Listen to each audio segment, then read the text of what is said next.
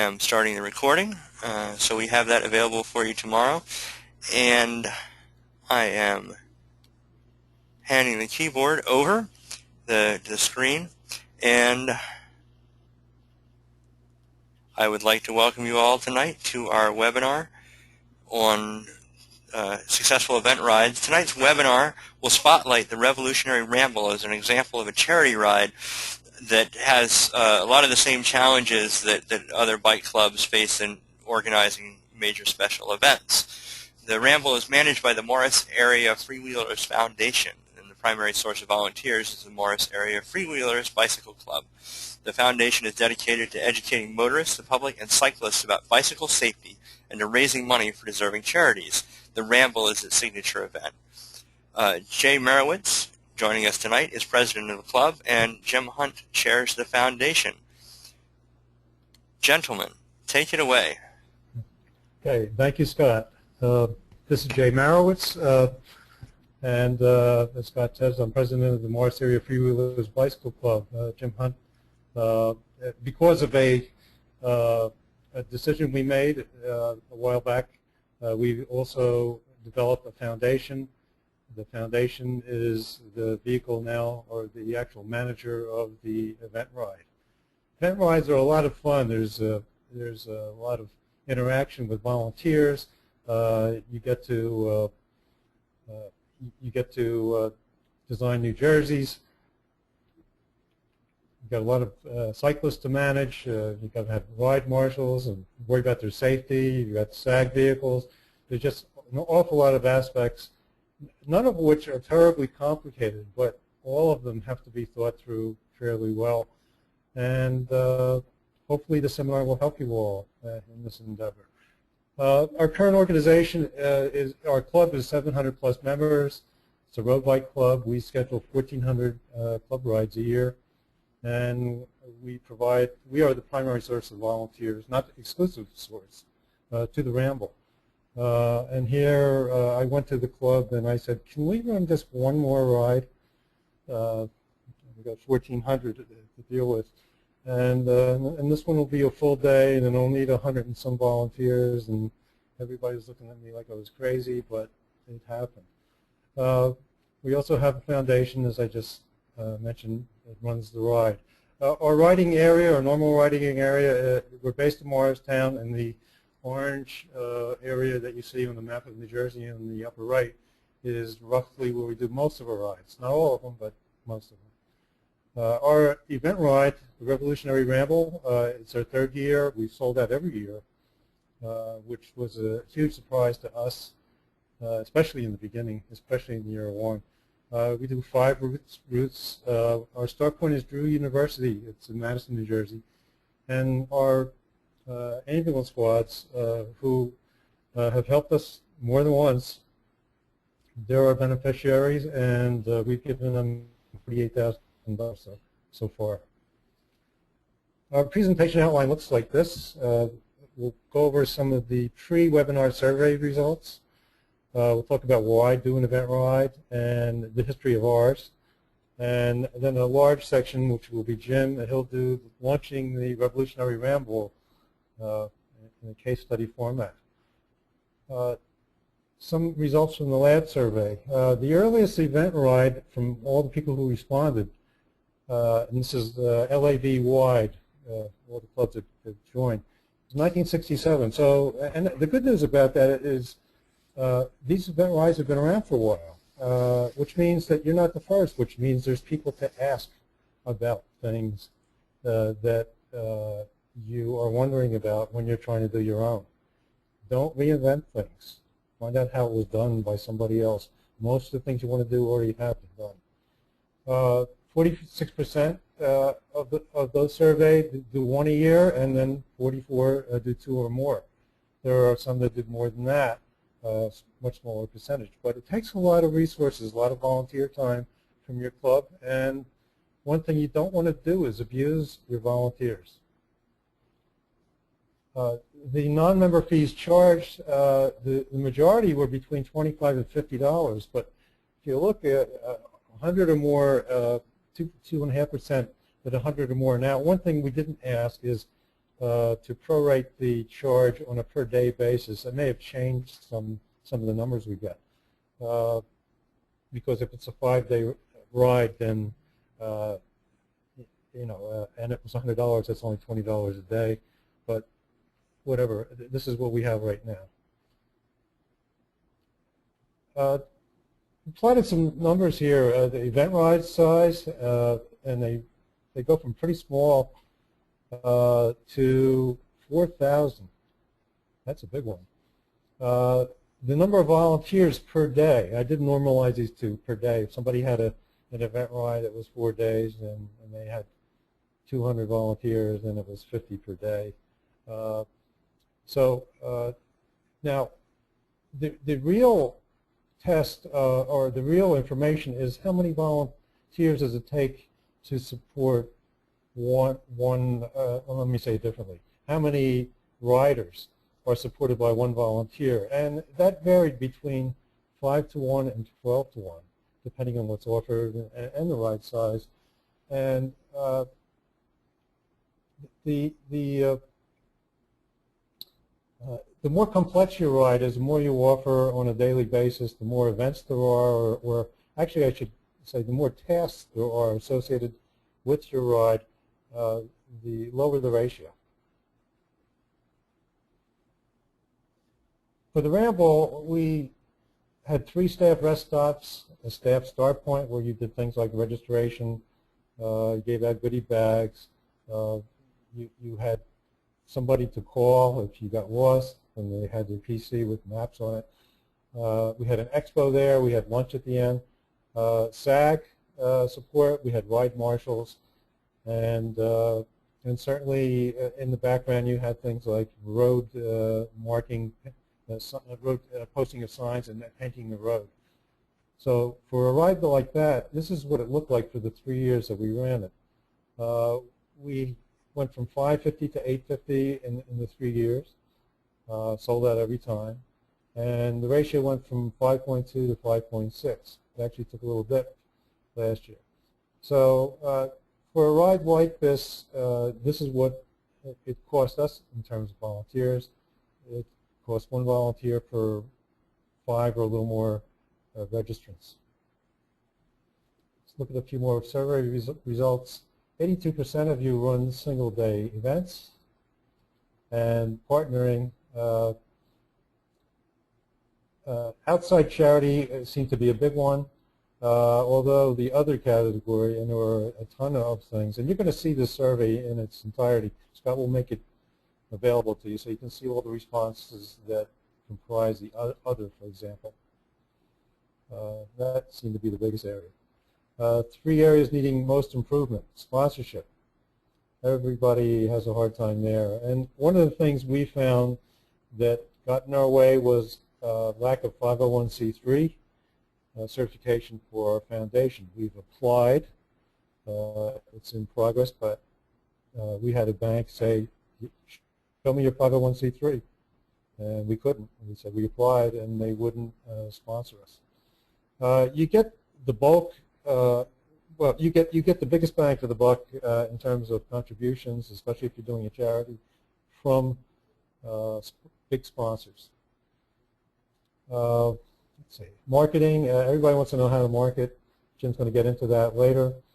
And managing volunteers. In particular, we had our own HR person who divided up the things we had to do on the ride into tasks and managed it that way and assigned people to tasks, and people could be assigned to more than one. But Jim will talk more about that later. Why do you do an event ride? Here's our reasons. We wanted to give back to our communities and those people who serve them. And this is really important, to encourage a higher level of member involvement and a feeling of pride in our club. You have a lot of people that really want to get involved in the club in various capacities. The board is just so big, and the number of volunteers you need to do everything that needs to be done is limited.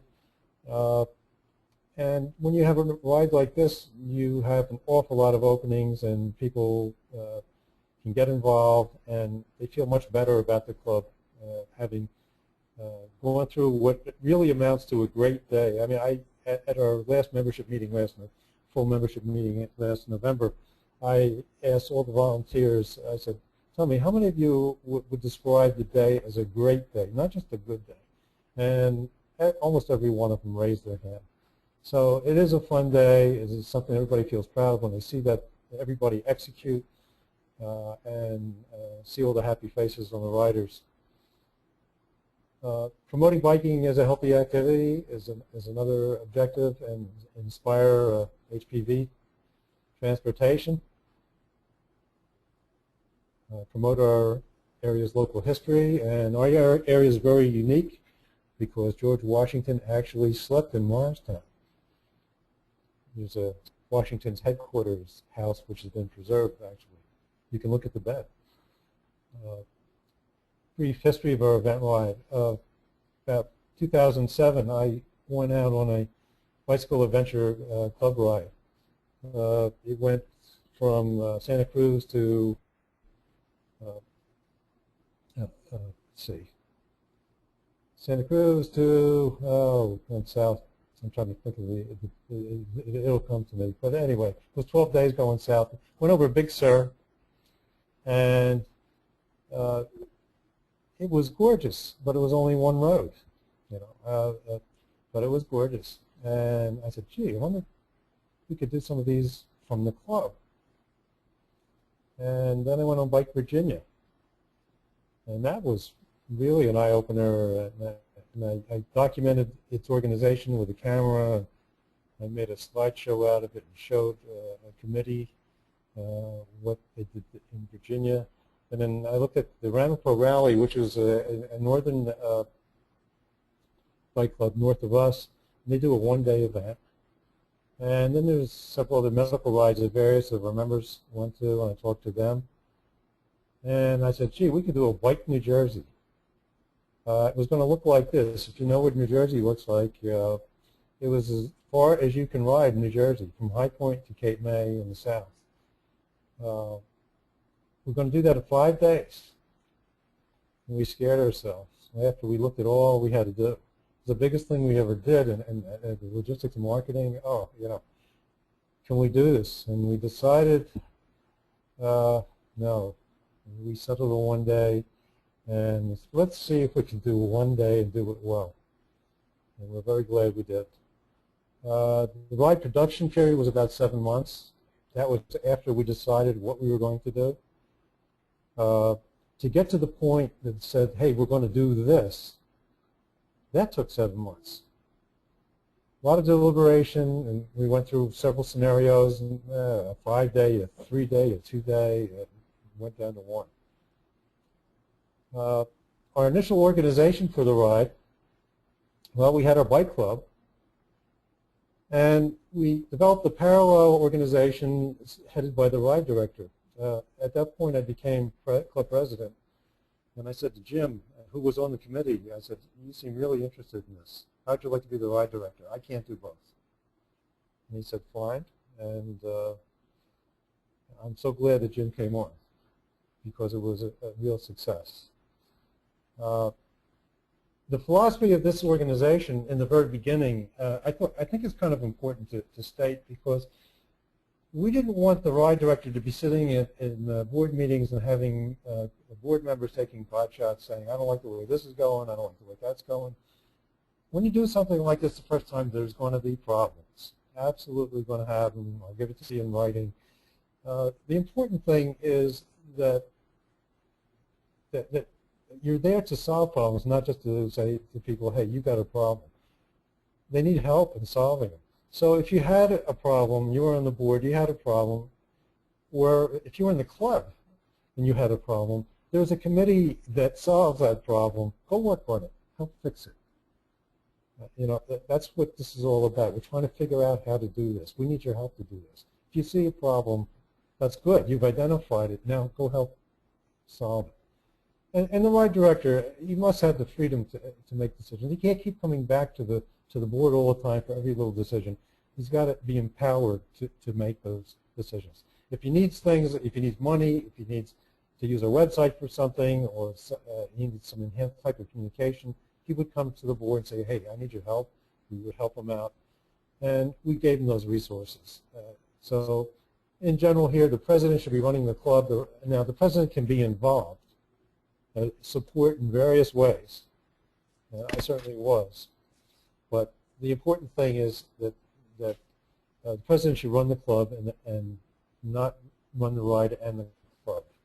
Our current organization is now clearly split. We have a foundation with a chair. Jim is the chair now. There's another ride director. We have a board of directors. And we have a separate set of books. And some of the club officers are foundation officers, not all of them. There's 2 sets of books, etc.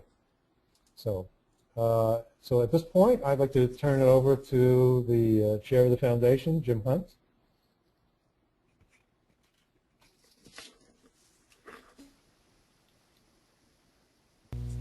Jim, are you there? Need to hit the mute button, maybe? Unmute? You know, Jim?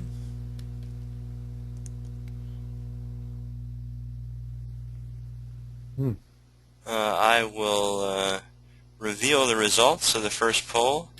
Okay, we'll try to get a hold of Jim.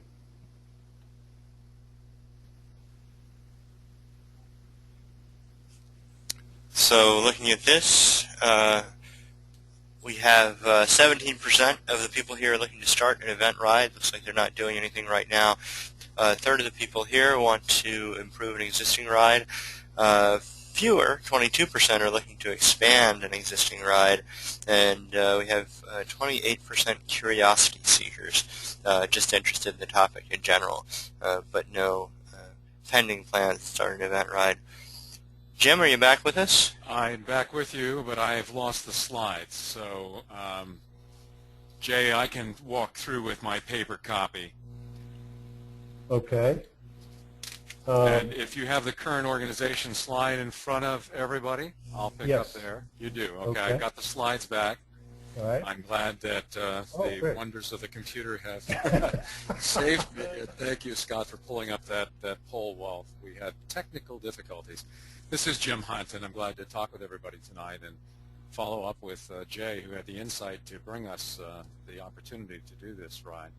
As Jay referenced, one of the things that we faced really after the first year that he described was the way in which the focus on our beneficiaries, the local ambulance squads upon whom so many of us unfortunately have to depend, became a real focus for the ride. And in order to raise money for them, we really needed a different status and a different organization.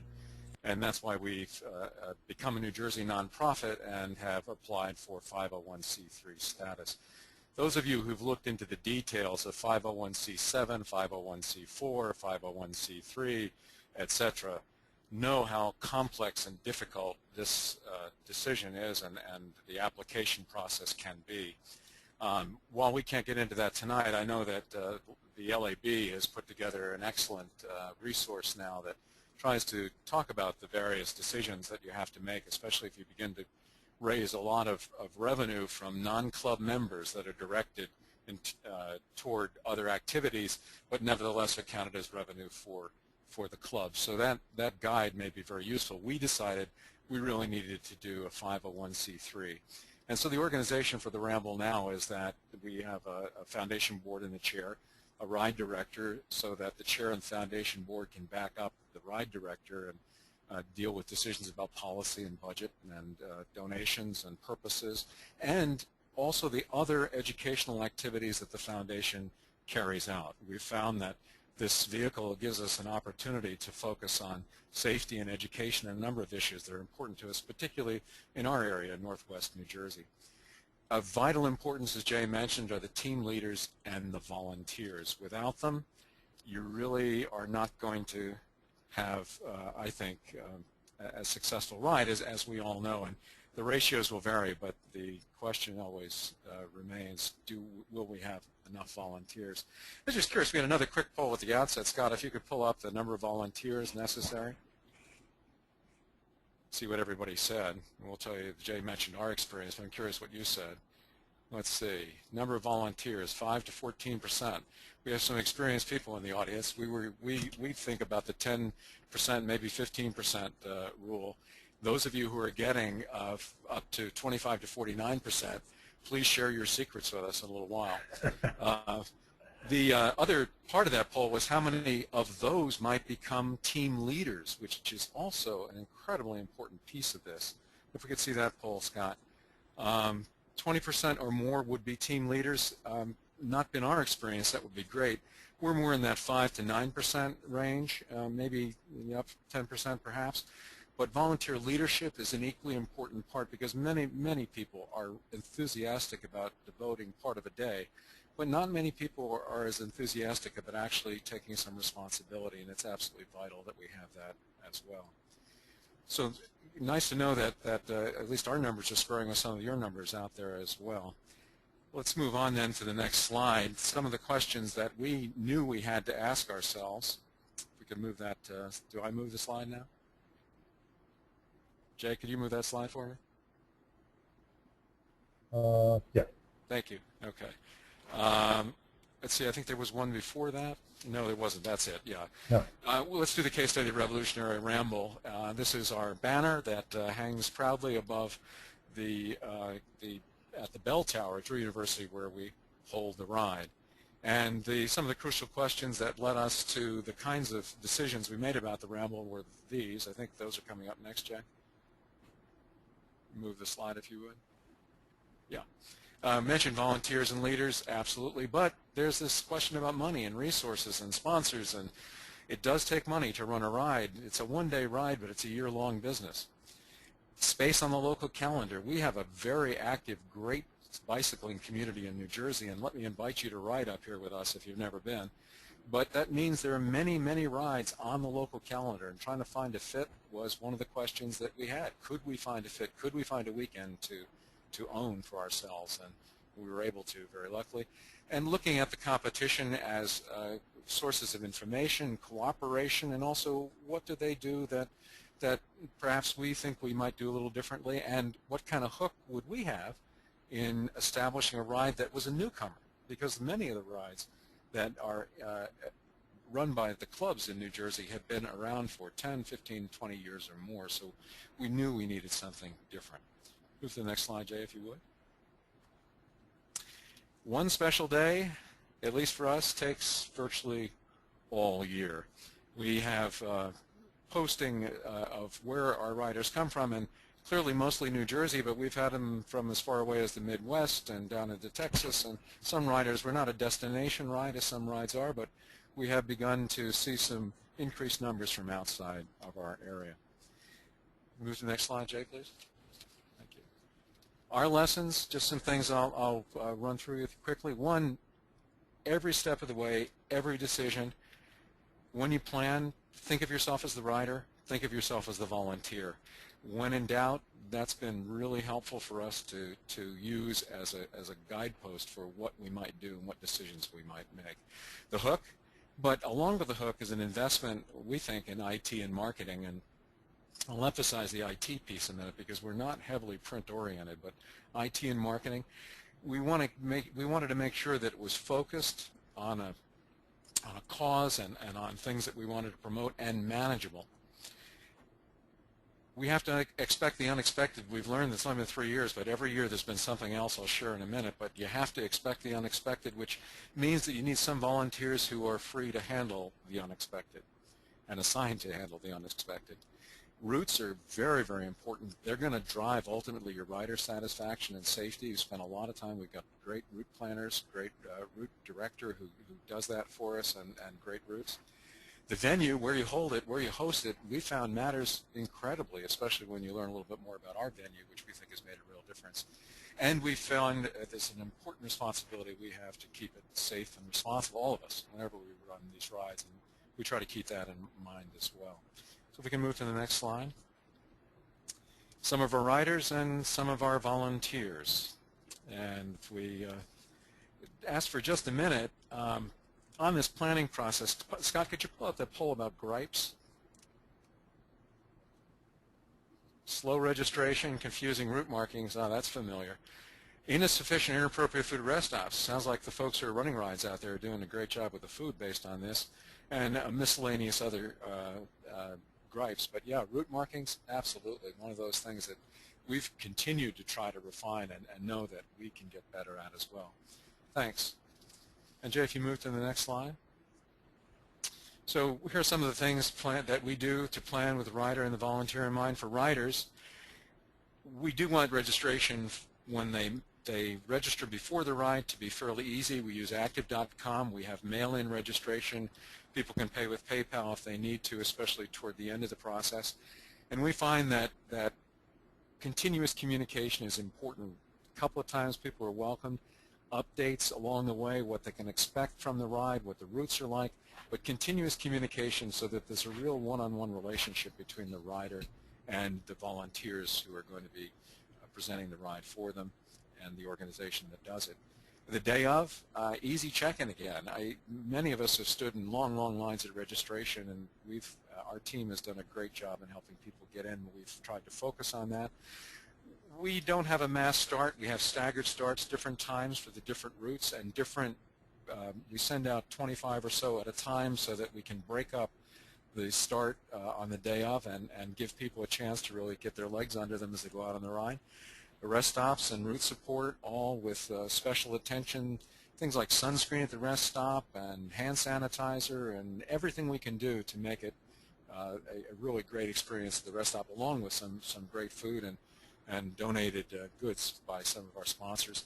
And we provide an all-you-can-eat buffet lunch in an air-conditioned cafeteria at the end of the ride, and an expo for some of our sponsors and nonprofit groups to share information.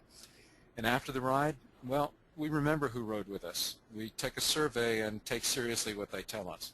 For volunteers, as Jay mentioned, there's been a decision from the beginning to try and work with consensus and to involve volunteers in planning, and the ideas and the creativity they've come up with have been absolutely incredible. But as volunteers, we do need to give them multiple reminders in advance about the need for them, the kinds of jobs they can do, and making those tasks clear has been essential. And Jay mentioned our person who's done the volunteer stuff, an absolutely spectacular job, including coming up with a website where people can sign up online and know what the job is and what it might entail. On the day of, volunteers really are going to rely on those team leaders. They're so important. We have things like T-shirts to mark our volunteers so that every rider knows who our volunteers are, and communication during the day, during the course of the day, as it has been in advance with all the volunteers.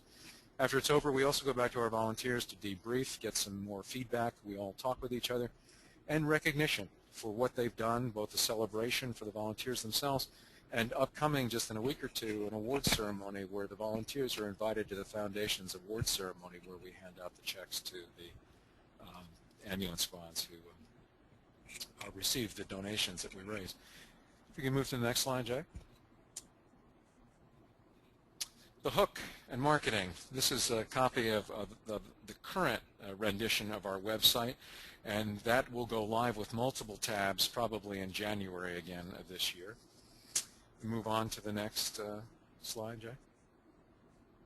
You mentioned before taking a look at the other rides in the area and the need for the open dates so you don't compete. Something new and different, maybe a cause somebody else hasn't done before. We began to talk about limited registration, no same day of registration early on in the process, which distinguished a little bit and made us stand out in the process. And that all-you-can-eat lunch, a very significant draw, I think, for some of the riders. And the pricing, we saw the price ranges in the poll, but the pricing has to be somewhat competitive, but also for the value that's provided. We have an early registration of $40 and a regular registration of $45. Early registration has come with a T-shirt, regular registration without. We've had no same-day registration. Our hook, well, you can see from Revolutionary Ramble that our theme of history was very, very important.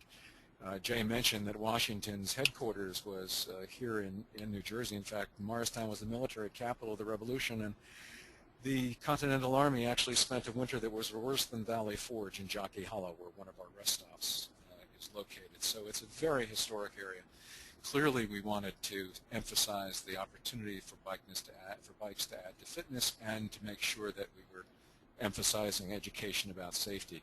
The cause, the volunteer squads, all volunteer squads strapped for funds in New Jersey. Many of these are people who devote time, any time of the day or night, holidays, to helping people in need. And the name, when you come up with a name, hopefully it'll be catchy, short, bike-oriented. The Revolutionary Rambles work real well for us, and it's often shortened to just the Ramble or the initials, but it seems to have worked real well. The marketing. In your targeting, look for where the riders are. Go to bike sites, other clubs that cooperated with us, as we've asked the Morris Area Freeways Bicycle Club to cooperate with them, and those who support the squads. But those are the heart of the riders, many times found at your local bike shops, websites that are there, etc. And then constantly trying to reach them through the website, through email, posters, sponsors, word of mouth, and flyers. I might say that we do not do a lot of print. We do have posters, for example, a poster for our sponsors, that they're official sponsors of the Ramble. We have small flyers that we hand out, but we have not done what I see as mass mailings. We see some 3-color brochures, really lovely mailing pieces, but tremendously expensive. And after our first year, we did away with brochures, and we've done it all pretty much with simple flyers directing people to the website, and then constantly using the email list of potential riders and then of past riders to go back to them and ask them to talk to their friends and to sign up, and it's helped us, as Jay mentioned, lead to 3 sellout rides in a row. We move to the next slide. Focus, or you see the focus of our cause, the local ambulance squads. But keeping it focused, if we move, Jay, keeping it focused and manageable takes some real strategic thinking. We really wrestled with the idea of sizing it right and making sure we grow gradually. Now, the first year, we thought we would be absolutely lucky if we got 300. We ended up selling out at 550. But then the thought was, well, gee, could we just, let's go to 1,000. But no, the decision was, if we want to think about the rider and the volunteer all the time, we need to grow gradually so their experience is really a good experience. To match those resources, volunteers, parking, and donations to the rider count that you expected. And as so many of you have pointed out, seek sponsors early and often, and equip yourself with a vehicle that allows you to seek sponsors, especially those who can be major sponsors. We have been very lucky, even without the status, that we've been supported each of our first 3 years by Atlantic Health and the Morristown Medical Center. It enabled us to do the ride, and it's that kind of sponsorship that is so useful when you're doing these rides. Then after thinking strategically, you have to execute, follow the plan. By the way, follow is my shorthand for those of you who are catching me up on the grammar. But follow the plan. No day of registration. It's been our plan, and we have not done it, although we were told early on that we were probably not going to be able to do very well because day of would produce most of the registration count. But we decided to follow our strategy, and it's worked out for us. We view our sponsors in the squads as partnerships, whether the sponsors do bike checks at the outset, or they're on the road, or the squads are out on the road for safety, or they're doing safety and education demonstrations at the expo. We really view them as our partners, and we rely very, very heavily on our team leaders. Next slide, Jay. But lest you think that everything always goes smoothly, it doesn't, as I'm sure most of you have experienced. Expect the unexpected. For example, if you move, Jay, in year 3, as you just saw, we had rain and thunderstorms predicted overnight. And unfortunately, just this past year, we also had a rider die. Something totally unexpected, and something, unfortunately, that occurred during the course of the ride. But the first Ramble, we ended up the day before, we were missing a permit. And going out to the police departments and property owners and getting those permits in hand, extraordinarily important. We didn't have a permit. Suddenly we were scrambling. The second year, the bus that was loaded, it was an old school bus converted, loaded with goodie bags and rest stop supplies, was towed overnight and impounded. We arrived without what we expected. We scrambled, we got the bus back in time to get the goodie bags for lunch, and we were able to go, and one of our local bike shops got us extra stuff for the rest stops, and we survived. But that was a blessing, Jim? Yes. I'd just like to mention that was a blessing in disguise. We realized because of this event that it was better to give the goodie bags out right before lunch when everybody comes back rather than give it to them in registration, and then they have to go back to their cars. Yes, so yes. And that's the way we do it and now. Always view every opportunity for learning. You're absolutely right, Jay. Right. I agree. And next slide. Mention the routes that are going to drive satisfaction and safety. Just some of the route signs that we have posted at the start of the ramble, but we also have signs and extra cue sheets available at the rest stops. And you can see the signage that we use when we are not painting the roads. We use signs that look something like that. And next, Jay, thanks. Our view was that we wanted to give riders the best of the best, and that was what we tried to do with every length of route. Try to target them to abilities.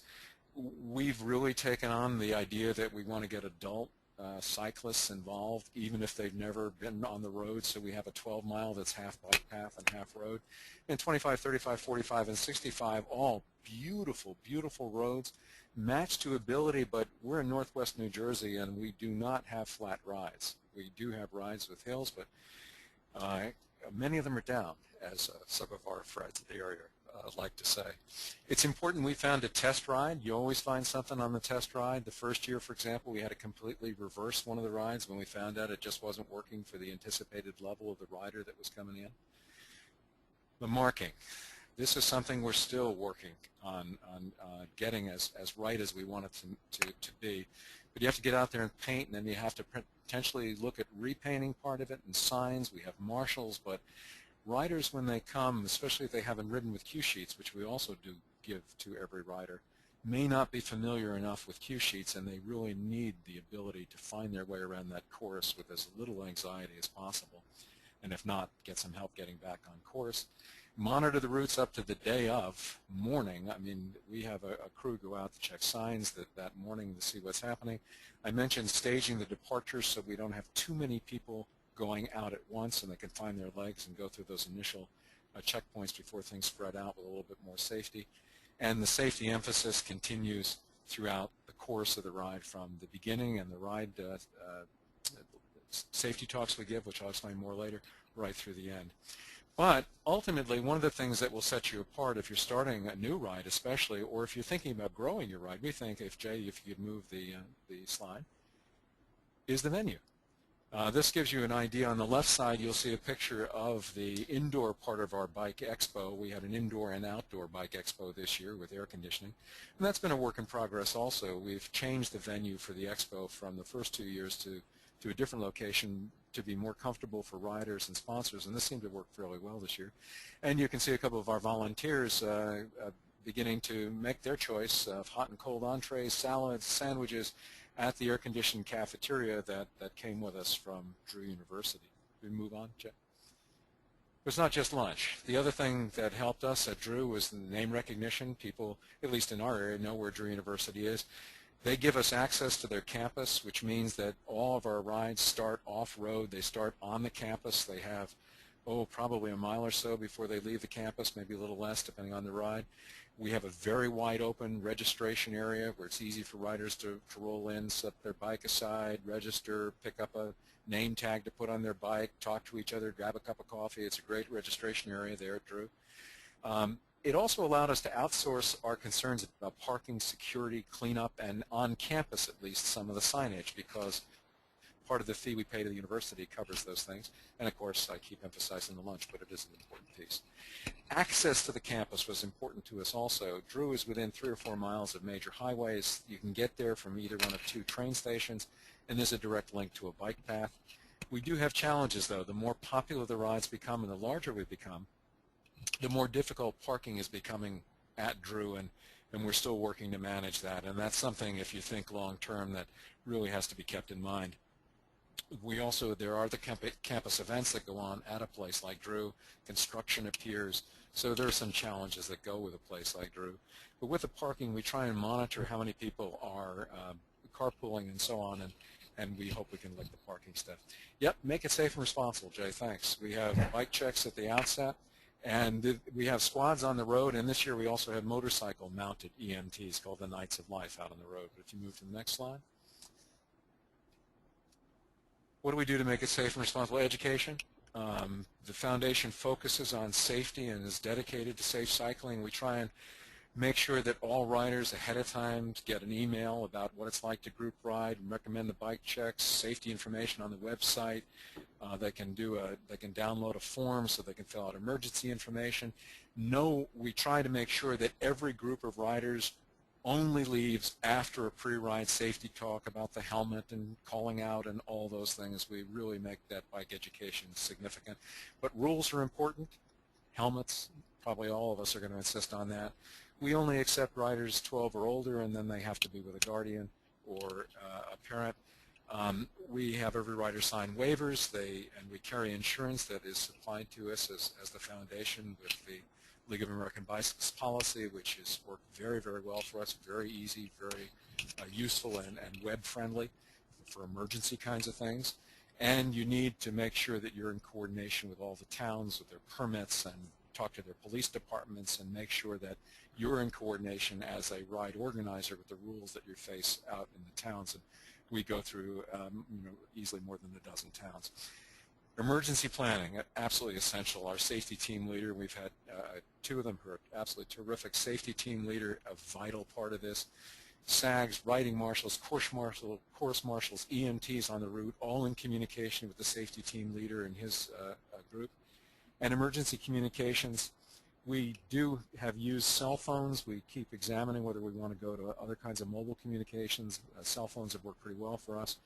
And one thing we're going to insist on next year, especially after some experience, is that we have an emergency contact number on the person of every rider before they leave Drew, whether it's on a wristband or somewhere else, so that we make sure we have a direct way of being in contact. Real quick run through about the Revolutionary Ramble and some of the things that we've done to try and create what has now become a mainstay of the ride calendar here in Northwest New Jersey, along with some of the other great rides that go on. And with that, I'll open up to questions, and Jay and I will be happy to answer any questions. Scott? Sure. We've got a couple of questions. We've gotten a lot of comments, just suggestions, ways that people have handled some of the challenges, things that they've done on their rides that are different or in addition to what you've mentioned. I've answered a lot of those in the question panel. I probably won't run through them again. I hope that people can actually look and see them, and we'll compile some of those and make them available after the webinar, but some great suggestions. We've got some questions. If anybody wants to ask a question out loud, feel free to raise your hand now or type it in. So one question going back to the rider safety. Rider safety is a huge issue on our ride. How do we ensure / force people to follow the rules of the road and good cycling behavior? How do you handle that? Well, yes, it's difficult. What we try to do is the safety talk, let people know what's going on, and try and model that behavior through our ride marshals and reminders when people are on the road. We can't force people to do it, but we think if we can establish an environment in which they're trying to be safe, it can be useful.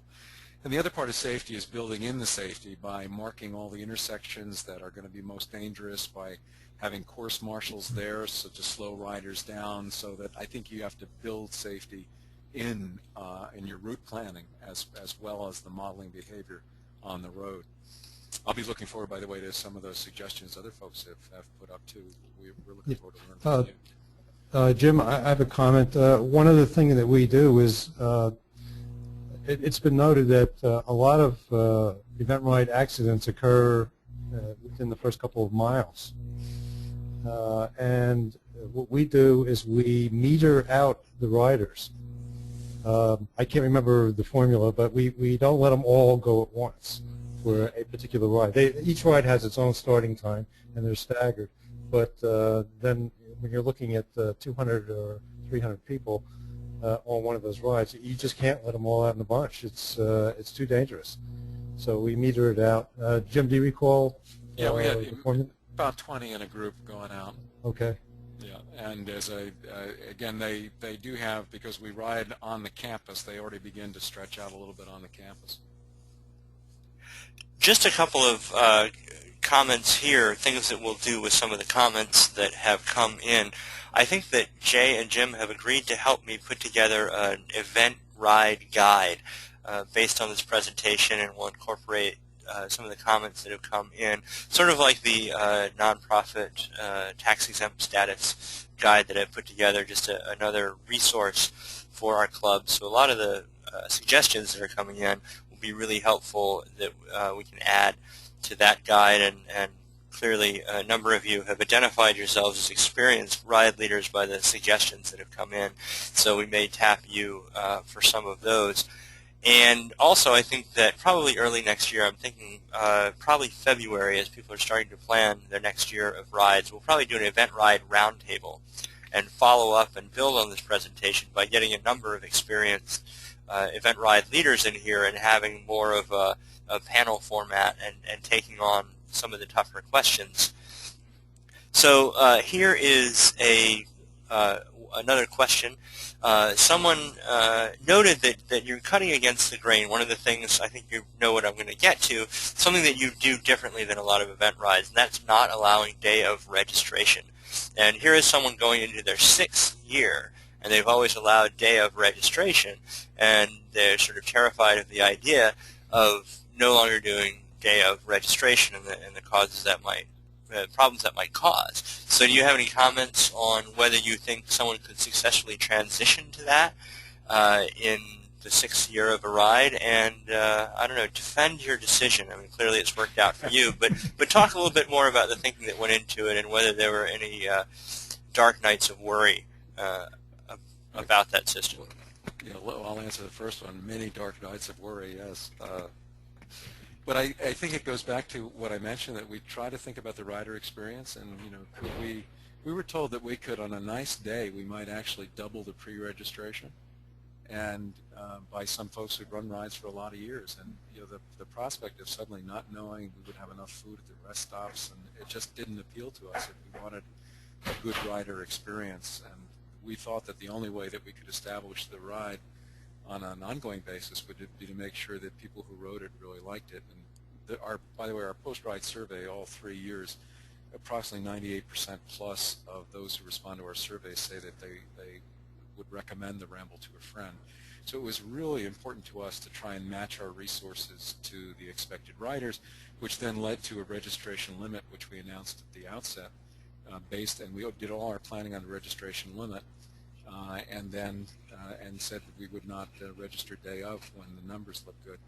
Right now, we've established that that is the way our ride works.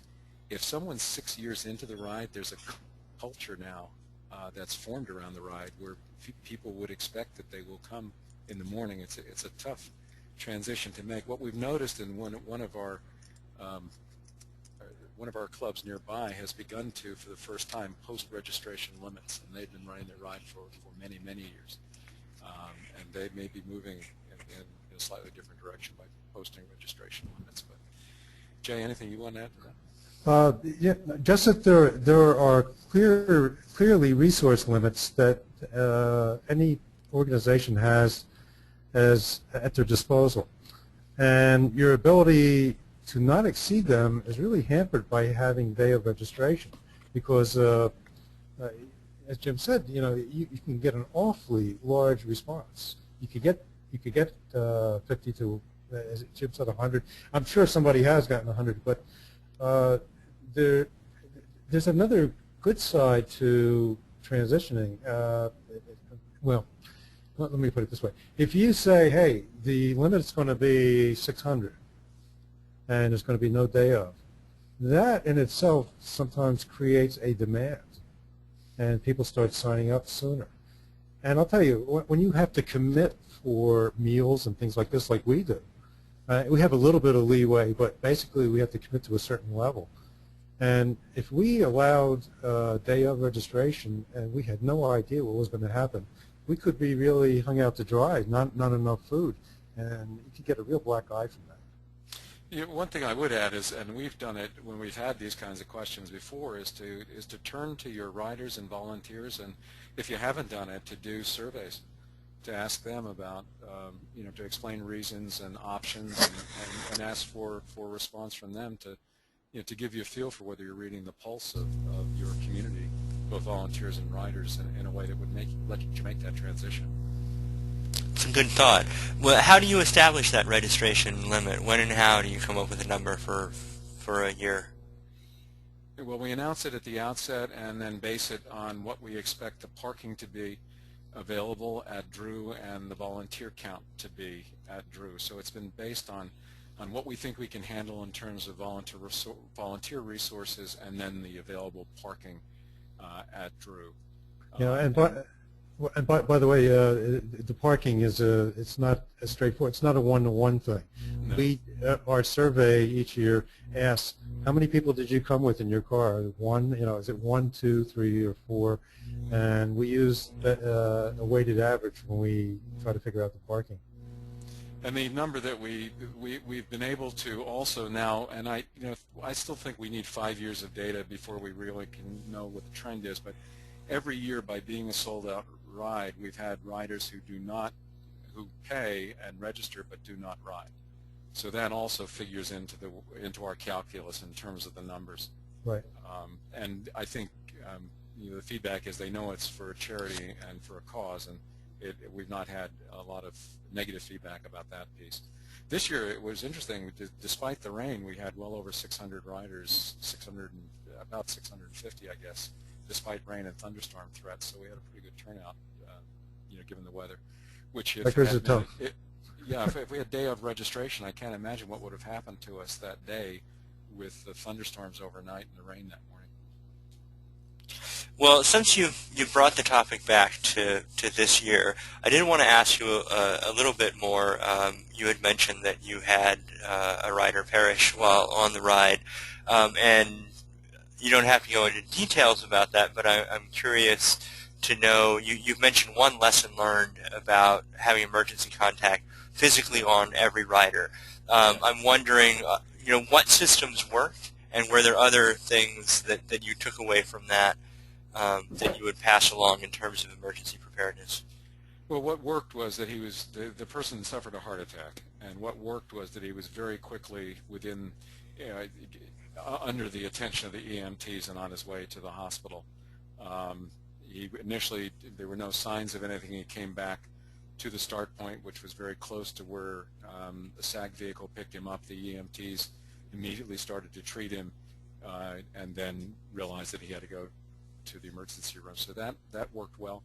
We were able to identify him because we had very good registration forms and information, but we had a little bit of struggle to immediately know exactly who he was, because while we had the registration form, his bike bag had a wallet, but it didn't have any ID in the wallet. All it had was, luckily, it had one, I think it was an insurance card with his name on it, AAA card with his name on it, which allowed us to go to our registration files.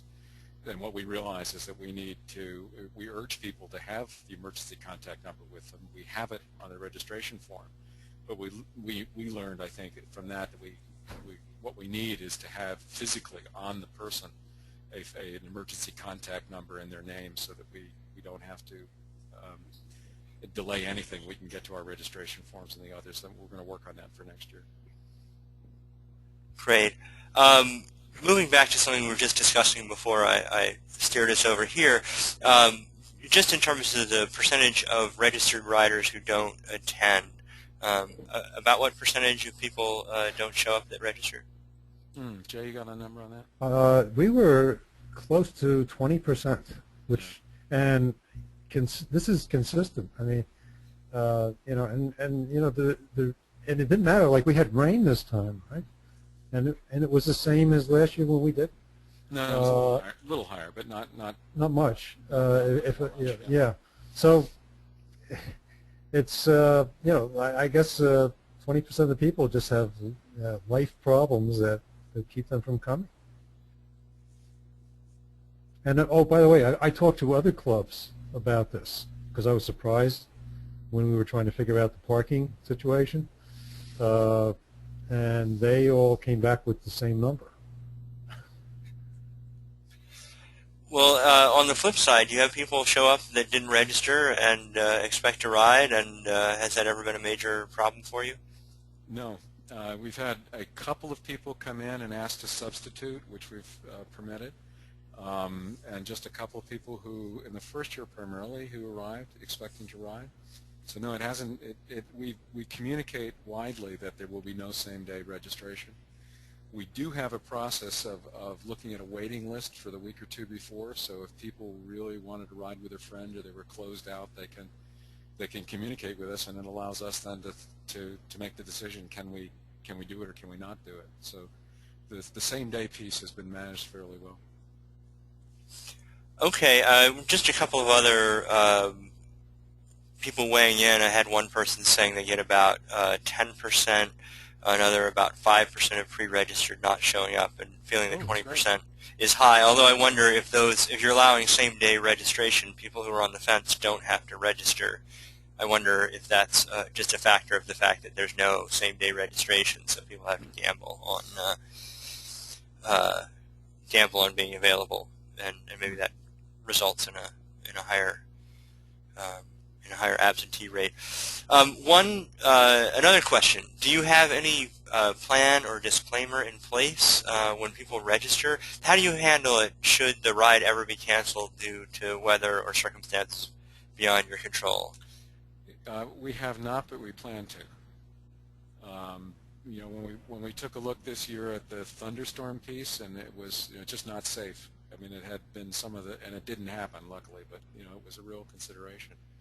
So we will be looking at posting something like that in the future if it's absolutely unsafe to ride. But what we plan to do, because lunch is great and Drew has a lot of indoor space, is if we do arrive at that circumstance, again, this is why the venue is so important, Drew can still supply lunch to the riders, and we can still have our expo and the education component, the nonprofits, and the sponsors, so people could still make a day of it, even if they don't go out on their bikes. Do you, for the waiting list you were just discussing, do they pay in advance? Do you have to refund money, or do you just accept them on a space available and not collect payment until that time? No, when they're cleared from the waiting list, they're expected to pay at that point, and no, we have a no refund policy. Okay.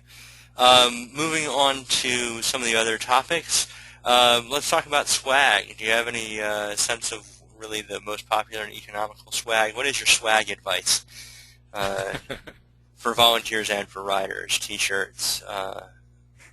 It's an ongoing. T-shirts are very popular with some folks. We have rider T-shirts and volunteer T-shirts, but every year somebody suggests that maybe it's not. We ought to move on to something else. Socks have been mentioned and ruled out because of size issues. Hats, so yeah, I'd be curious what other folks are handing out, whether T-shirts are the norm or not. Jay, do you have a magic swag thing that we can hand? Swag. Well, just a warning.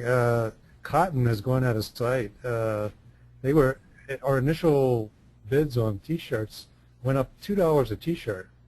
And your pricing is usually around, I forget exactly, 3.5, 4 in that range, and they went up $2 1 year. And we found somebody, fortunately, that gave it the same price as the year before. Yeah, but I don't think that's going to happen next year. By the way, that was a local supplier, so the internet does not always need a local supplier. Right, yeah. Now, don't avoid your local suppliers. You may do very well. And with things like that, I mean, there's always issues that come up, and it's so much easier to deal with somebody where you can just jump in the car and go over. So, as far as I've seen other clubs give things like water bottles, polar water bottles. They have them specially imprinted, the foil that's inside with their club logo and things like that. I think I've seen another one with giving out one of those bike tools with all the Allen wrenches on it and things like that. A couple of things that have come up, suggestions that came in. I've posted a couple of them. Someone had custom-made medals made at a cost lower than T-shirts, about $4 a medal. Reusable shopping bags, because shirts have become too pricey. You can still list sponsors, people use them, and they're seen in public. You can't put more than 1 or 2 sponsors on socks or hats. Right. Socks aren't too pricey. Hats, we've got league hats, and they were pretty pricey. We got 250 or so, and I think they were around $10 each, although I think you can get some a bit cheaper than that. Someone did ask how it is you don't have size issues with T-shirts, but you do have size issues with socks. They must grow up differently in New Jersey, or is there another explanation? That's a fair point. Yeah. Yeah, our feet are different in New Jersey. Okay, someone. The other part of Swag, Scott, is the goodie bag. You know, we do. Every rider gets a bag full of coupons and discounts, and you know, Power Bar's been one of our sponsors, and something in the bag from them, and our REI may have something in there. Our local bike shops give coupons in the bag. So all of that material in the bag is another part of what riders will walk away with. Yeah, I might mention these goodie bags. I mentioned there's 20% of the people that you plan for that don't show. That means you have 20% of the goodie bags and all the stuff that's in them. What we typically do is go through them, pull out the things that we know our club members would like, and we raffle them off at our meetings. That's a good idea. So somebody else was asking about your outreach to sponsors and what the calendar is for outreach to sponsors, and whether you have any materials that we could share on the Club Leadership Resources page in terms of your marketing materials, I think, towards sponsors and towards anybody else. I'd love to get more of your resources and anybody else that's listening now to add to that page. But back to the question, what's your calendar for working with sponsors? Immediate and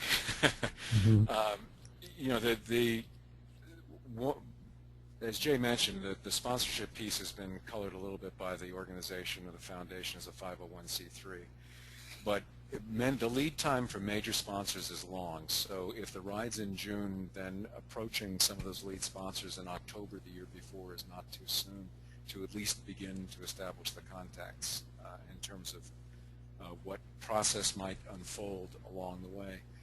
And then the other piece, as it is with riders, is making sure that the sponsors you have also have a good experience, so they may be sponsors in the future. So I think it's both retaining and seeking new sponsors that require communication on a almost a year-round basis. Clearly, the sign-up for the sponsors begins in January, and with the website being more active by February, it's good to have some of the sponsors on board by then. Just may add to that, the budget cycles for the corporations that you're trying to get sponsorship money from is a very big factor. They have just so much budget, and they commit it. You need to find out when they do commit it, so you know when to approach them for donation. Otherwise, you'll be approaching them, and they'll say, "Gee, I wish you came a month earlier." That's. I think we've had at least one of those.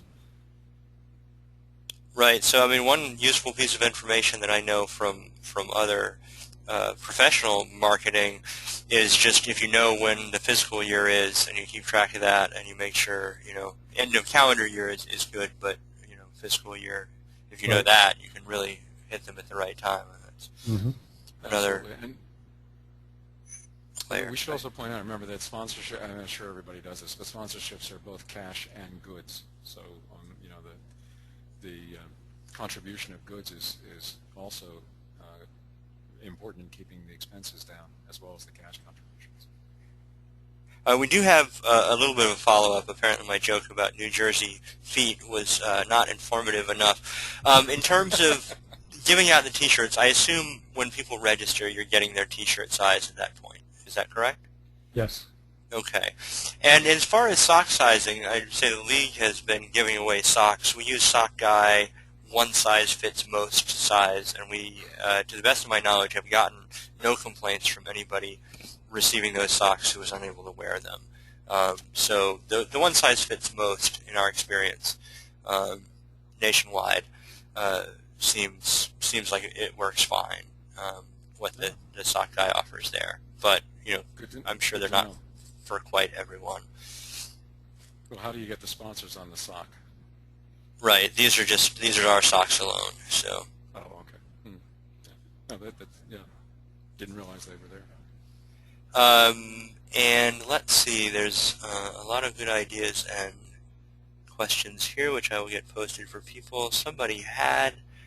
Oh, do you ever have any problems with unregistered mooch riders trying to enjoy the SAG amenities and munchies? And if so, how do you deal with that? We do not think we've had a major problem in that direction. Riders do have wristbands that identify them for the rest stops and for lunch. We know that we don't have a problem with coming in to lunch without the wristband because volunteers check people in at that point, and they do look at them at the rest stops. They don't remove them. So we've not had reports of that being a serious concern for us at all. Yeah. By the way, the wristbands are made out of Tyvek.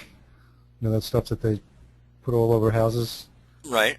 Before they put the siding on, and they're pretty cheap. I forget what they cost per 1,000, but it's really nominal. Someone does have problems with people that ride without registering, but they also use wristbands and they get no food or SAG support, was one comment that we got. Someone's curious if you have considered or actually allowed day before registration. Just get some of the people registered the day before, not day of, and how do you keep track of those people the day of if you do that? The answer is yes. That's the waiting list we were talking about. It's the last-minute waiting list to allow us to monitor what's happening. And that's not frequent. We want the waiting list to be cleared before that. And that's something we're reconsidering because that does put a tremendous strain for very few people on the registration team and others involved in that process. So we're rethinking that. It's certainly not something that's been the norm, but even for the few, while they don't create tremendous problems with lack of payment, we have had a few problems at the last minute with lack of payment and the time involved. So I think that the waiting list idea is better if it's done in advance and not the day before. But, I mean, I think the question was actually allowing people to check in the day before as opposed to last-minute registration. Can people actually check in for the ride to avoid the day of crush? The answer is no, but we don't have a day of crush. Okay. If the slide on the screen is still up with questions, you'll see that whole area, that whole long area is registration. And at least so far, we've had very minimal lines form. Rides. We ask people to come at different times to leave on the different rides. People seem to, within reason, monitor those, so we've not had that problem with a crush. Well, that leads into another question. How do you physically manage your staggered small group start? One questioner said they've talked about it a lot, but they don't quite know how to execute it. So how do you handle that? How do you make it work? Well, at the start point, we don't have a photo, I'm sorry, up, but at the start point next to the building that you see on the slide is a single lane, one-way road that leads out to the back of the campus.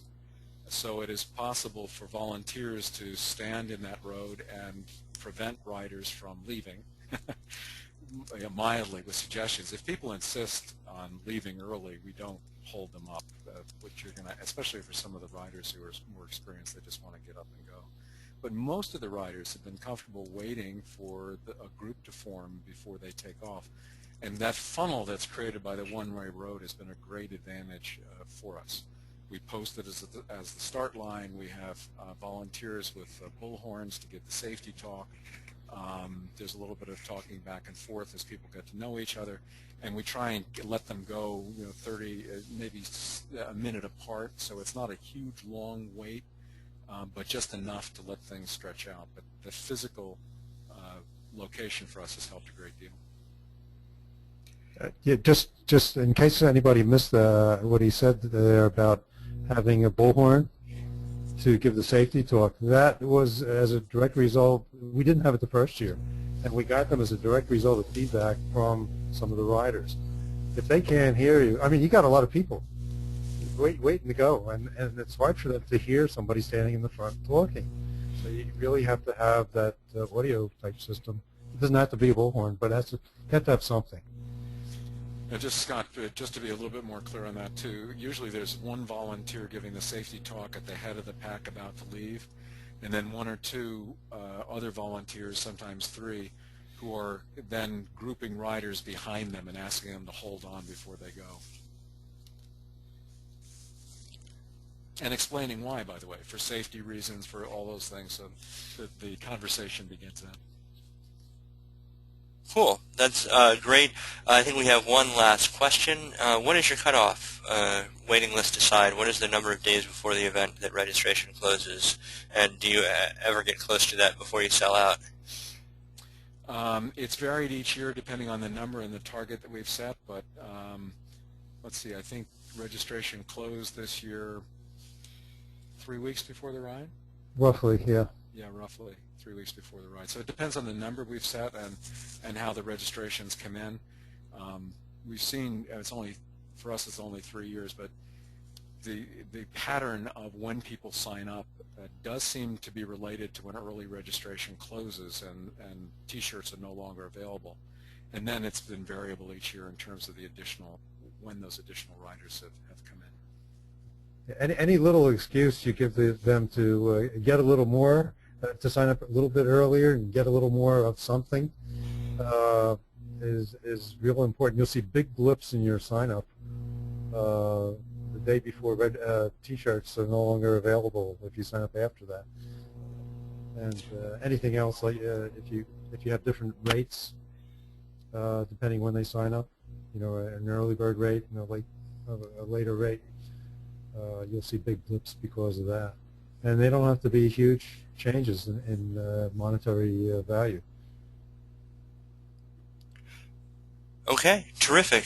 Good presentation, great discussion. Thank you so much, Jay and Jim from the Morris Area Freewheelers Bicycle Club and Foundation, respectively. I hope I've got that right. Okay, terrific. And thanks everybody here, everybody sharing your ideas. I look forward to synthesizing some of this into a guide to help people put together and improve their event rides. We already have people saying they can't wait to read it, so I guess we better get right on that. But I'm giving you guys the rest of the night off. Thanks again, everybody. This again has been a Club Leadership webinar from the League of American Bicyclists. Have a great night, everyone.